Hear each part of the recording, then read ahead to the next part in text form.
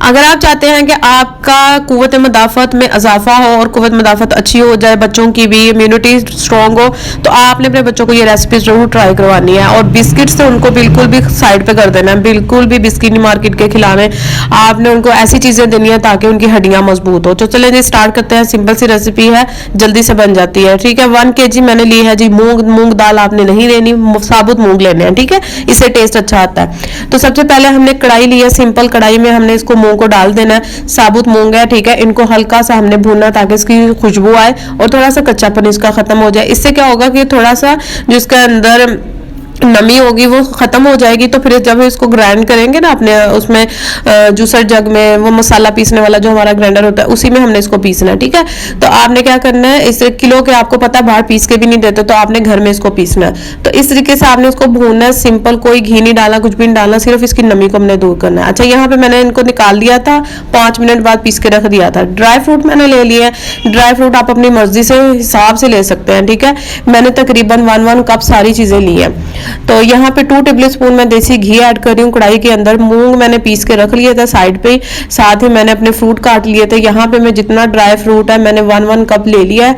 नारियल 1 कप मैंने लिया, बादाम 1 कप, काजू और 1 कप ही मैंने किशमिश डाली है। इनको से हल्का सा मैंने भूना है जब तक खुशबू आना शुरू हो जाए।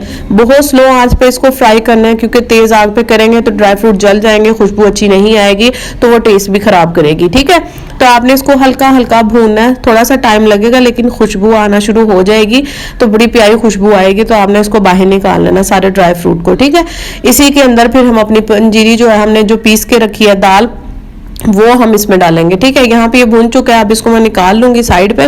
तो अब हमने पंजीरी डाल दी थी, इसमें मैंने घी नहीं ऐड किया। इसको सिंपल पहले थोड़ा सा ऐसे ही भूनेंगे। ठीक है, मूंग के जो मूंग थे साबुत उसको मैंने पीस लिया था, पीसने के बाद आसानी से पीस जाते हैं। ठीक है, तो पीसने के बाद आपने इसमें सिंपल डाल देना है। डालने के बाद आपने इसको हल्का हल्का फ्राई करना है। ये देखें यहाँ पे इनका कलर थोड़ा सा ब्राउनिश होना शुरू हो गया। तो अब हम इसमें थोड़ा थोड़ा करके घी ऐड करते जाएंगे और इस दाल को हम भूनते जाएंगे।